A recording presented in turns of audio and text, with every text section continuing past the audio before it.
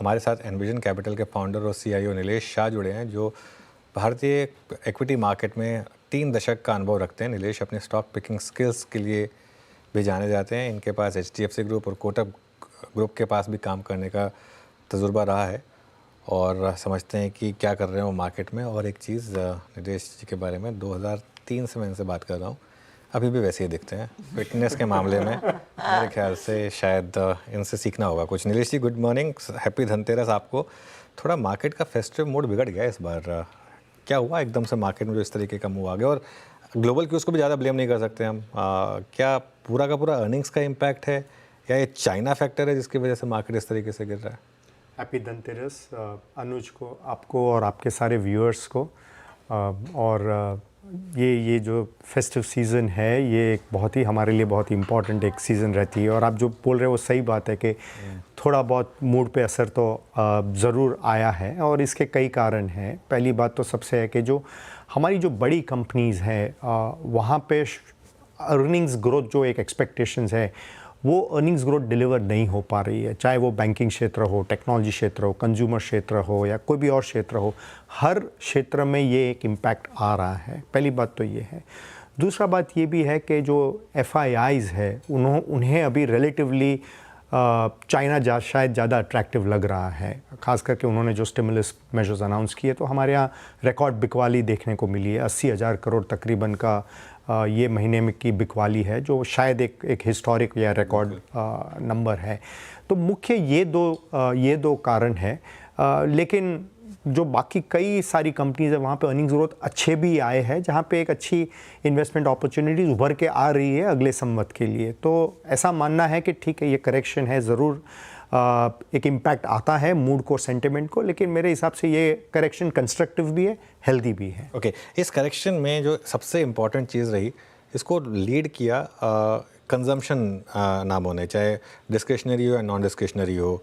बजाज के नंबर्स, हेवल्स के नंबर्स, सारे एक के बाद एक, कोई भी एक अच्छा नंबर दिखाई नहीं है यहाँ पर। ये क्या बता रहा है, इकोनॉमी में क्या पेन बता रहा है? क्योंकि अगर ऐसा है तो शायद टेक्निकल करेक्शन से ज़्यादा बढ़कर हो। फिर अनुज, ऐसा लग नहीं रहा है कि इकोनॉमी में पेन है, और उसकी वजह यही है कि हर एक क्षेत्र में जो बड़ी कंपनी है, जो लीडर है, वो एक नए प्लेयर से चैलेंज हो रही है। तो समझो अगर अल्कोहलिक बेवरेजेस कंपनीज देखिए तो वहाँ पे अगर यूनाइटेड स्पिरिट्स का परफॉर्मेंस देखिए और जो और लिकर कंपनीज है उनका परफॉर्मेंस देखिए, दोनों में वॉल्यूम ग्रोथ में बहुत बड़ा अंतर है। चाहे वो बिस्किट की कंपनी हो या हिंदुस्तान यूनिलीवर जैसी कंपनी हो, जहाँ पे ब्यूटी, पर्सनल केयर के जो कैटेगरीज है वहाँ पे उनमें शायद डी ग्रोथ हो रहा है या 2-3% ग्रोथ हो रहा है, बट बाकी जो है ब्यूटी, पर्सनल केयर सेगमेंट में वहाँ पे ग्रोथ 10%, 15%, 20% का भी ग्रोथ आ रहा है। तो ऐसा नहीं लग रहा है कि एक इकोनॉमी में कोई पेन हो। हाँ, ज़रूर एक थोड़ा स्लो डाउन कह सकते कि अगर हम इकोनॉमी 7-8% पे ग्रो कर रही है, उसकी जगह 6-7% का ग्रोथ है, उसको हम पेन नहीं कह सकते। शायद ग्रोथ रेट में थोड़ा सा एक हल्का सा गिरावट कह सकते हैं। बट आज भी जो है हर एक क्षेत्र में जो छोटी कंपनीज़ है, जो मिड साइज़ कंपनीज़ है, वो एक जो बोलते हैं कि एक डेविड का रोल प्ले कर रहे हैं, जो गोलियत को चैलेंज कर रहे हैं। तो ये हर एक क्षेत्र में ये देखने को, चाहे वो बैंकिंग हो, चाहे वो फाइनेंस का क्षेत्र हो, इंश्योरेंस का क्षेत्र हो, हर क्षेत्र में ये हमें देखने को मिल रहा है। लेकिन एक रिटेल निवेशक के लिए फिर चैलेंजिंग ये भी हो जाता है, फिर अपने आप को पोजीशन कैसे करें, क्योंकि नॉट नेसेसरीली कि सारे डेविड्स लिस्टेड हों, कुछ लिस्टेड हैं, कुछ हाल ही में आए हैं, कुछ अनलिस्टेड मार्केट में बड़ा कमाल कर रहे हैं।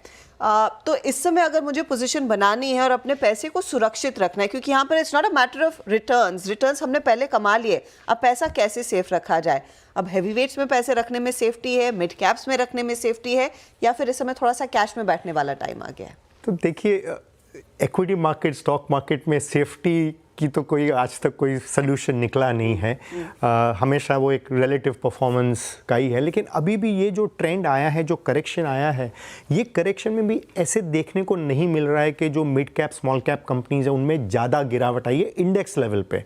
हाँ, ये बात ज़रूरी है कि इंडिविजुअल कंपनीज कोई 20% भी गिरे हैं, जबकि बड़ी कंपनीज 5% गिरी है। लेकिन इंडेक्स लेवल पे अभी भी ऐसा कोई ट्रेंड देखने को नहीं मिल रहा है कि mid cap index, small cap index Nifty से ज़्यादा गिरे हो अभी तक। अगले 1 महीने 2 महीने में क्या होगा वो कह पाना बहुत मुश्किल है।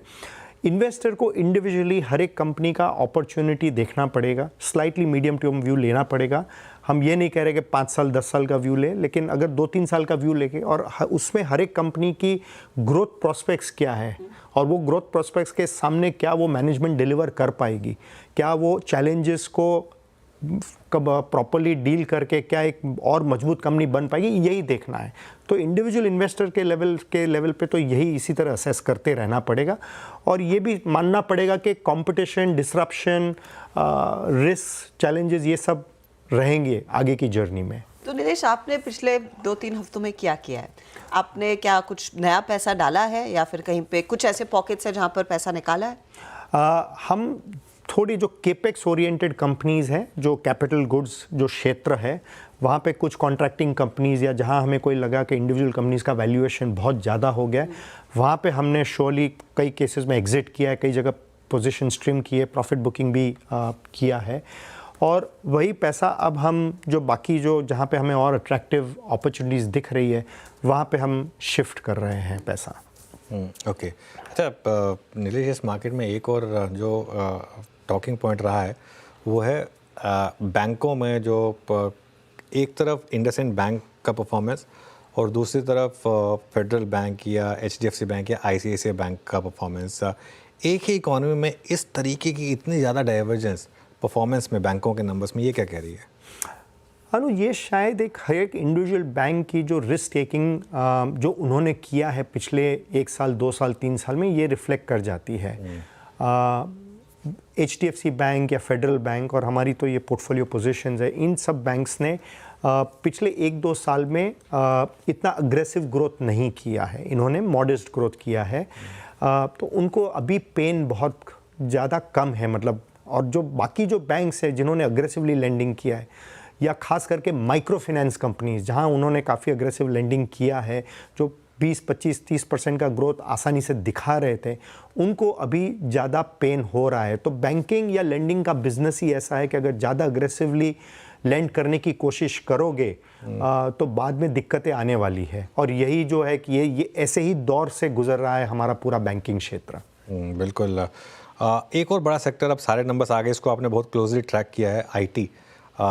यहाँ पर इन्फोसिस में शायद मार्केट ने बहुत ज़्यादा बिल्ड इन कर लिया था, तो शायद नंबर के बाद चला नहीं, लेकिन ओवरऑल आपको नंबर्स कैसे लगे और यहाँ पर अब कोई टॉपिक्स होंगी आपकी? जो बड़ी IT कंपनीज है अनुज, वहाँ पे ग्रोथ सिंगल डिजिट का ही आने वाला है। बहुत अगर कोई हो सकता है एक आध क्वार्टर जहाँ पे 10% का भी ग्रोथ दिखने को मिले, वरना 2 साल 3 साल 5 साल 10 साल का अगर समय देखते हैं तो इनमें इनकी ग्रोथ 3 to 5% से ज़्यादा नहीं आने वाली है। अगर पिछला दशक भी देखें तो भी इनकी ग्रोथ रेट 10% हुआ है, जिसमें करेंसी डेप्रिसिएशन गिन के, अगर करेंसी डेप्रिसिएशन निकाल दो तो डॉलर टर्म्स में तो ग्रोथ 5-7% का ही है। तो ये जो सारी कंपनीज है, मैं इनको ये कहता हूँ कि ये सारी अभी P मल्टीपल आर्बिट्राज सेगमेंट हो गया है कि इन्फोसिस अगर 20P के आसपास ट्रेलिंग अर्निंग्स पे मिले वहाँ पे लो, और अगर 30P पे चला जाता है वहाँ पे आप एग्जिट करो। ये जो P मल्टीपल का आर्बिट्राज है, यही इनमें बचा है और ये आर्बिट्राज चलता रहेगा क्योंकि ये कैपिटल एफिशिएंट कंपनीज है, इनके ROEs जो है 25% के आसपास है। तो ग्रोथ के लिए इनको नहीं खरीदना है, वैल्यूएशन आर्बिट्राज है। जो IT क्षेत्र है उनमें टियर 2 टियर 3 कंपनीज में बहुत सारी अच्छी अपॉर्चुनिटीज़ हैं और वहीं पे ध्यान केंद्रित करना चाहिए। हमारे पोर्टफोलियोज में है कुछ ऐसी कंपनीज जैसे कि L&T technology services, Oracle financial services. ये जो सारी कंपनीज है ये बहुत फोकस्ड कंपनीज हैं। कुछ सेगमेंट्स में इनकी एक जो कहते हैं काफ़ी अच्छी लीडरशिप है, ये वैल्यू ऑफर करते हैं क्लाइंट्स को। और जो US यूरोप की कंपनीज हैं, बड़ी कंपनीज, फॉर्च्यून 500 कंपनीज को, इनकी जो स्पेशल कैपेबिलिटीज़ है, इन क्लाउड AI टाइप के, क्लाउड AI, डेटा एनालिटिक्स, ये जो है वहाँ पे ज़बरदस्त ग्रोथ हो रहा है। अगर एकदम बहुत सारी छोटी कंपनीज देखें, आज की तारीख में उनकी साइज़ $100 मिलियन है, लेकिन इनकी एस्पिरेशन अगर देखें 2029 2030 की एस्पिरेशन है $500 मिलियन, 5x। तो ऐसा है कि जो IT क्षेत्र है वहाँ पे जो टॉप 4-5 कंपनीज को अगर एलिमिनेट करें तो बाकी नीचे में जो और 10-20-30 कंपनीज हैं वहाँ पे अच्छी अपॉर्चुनिटीज़ हैं। नीलेश, अब टेलीकॉम पर क्या राय रहेगी, क्योंकि जब वो टैरिफ हाइक आया था तब काफ़ी एक्साइटमेंट था और ऑफ कोर्स सभी बिजनेस हेड्स ने कहा था कि वो 300 की तरफ बढ़ना चाहिए। अब 238 पर भारती का आ गया है, लेकिन आज हम स्टॉक का हाल देख रहे हैं, प्रेशर है। इस बीच ये भी हुआ है कि BSNL में सब्सक्राइबर एडिशन अच्छा खासा हो गया है, तो अगर इन कंपनियों को लगा कि टैरिफ बढ़ाकर भी हमारे साथ ग्राहक रहेगा, वो नहीं हो रहा है, क्या वो एक बड़ा कंसर्न हो सकता है आगे, या फिर एक बहुत हल्का सा एबरेशन? नहीं, कंसर्न तो रहेगा, क्योंकि जो टेलीकॉम मार्केट है जो यूज़र बेस के हिसाब से तो अभी काफ़ी मैच्योर हो चुका है। हमारे देश में 1.4 बिलियन की जो पॉपुलेशन, उसमें 1 बिलियन के आसपास तो तकरीबन सब्सक्राइबर बेस है। ये नई डेवलपमेंट नहीं है, ये काफ़ी समय से ये चल रही है, तो सब्सक्राइबर बेस का ग्रोथ तो नहीं हो पा रहा है। तो जो अभी अपॉर्चुनिटी है, वो अपॉर्चुनिटी तो आपकी आरपू बढ़ाने में ही अपॉर्चुनिटी है, और उसकी भी एक सीमा है। ऐसा नहीं है कि जो हमारे ग्राहक हैं वो 300-400 रुपये आसानी से देने वाले नहीं है। जो मेजॉरिटी ऑफ द पॉपुलेशन है वो शायद नहीं भी देगी हर महीने, तो वो एक थोड़ी एक चैलेंज आ सकती है। और जो भारती एयरटेल की आपने जिसने बात की, वो स्टॉक ऑलरेडी बहुत ज़बरदस्त रनअप हो चुका है, और अगर इनको 5G या 6G में इम्पैक्ट करना है तो बहुत बड़ा निवेश करना पड़ेगा। तो ऐसा मानना है कि अभी टेलीकॉम सेक्टर जो है वहाँ पे हो सकता है कि फॉर नाउ काफ़ी कुछ प्राइस्ड इन हो चुका है, और यहाँ पे सावधानी बरतनी चाहिए। ओके, चलिए नीलेश, बहुत बहुत शुक्रिया आज हमारे साथ जुड़ने के लिए, और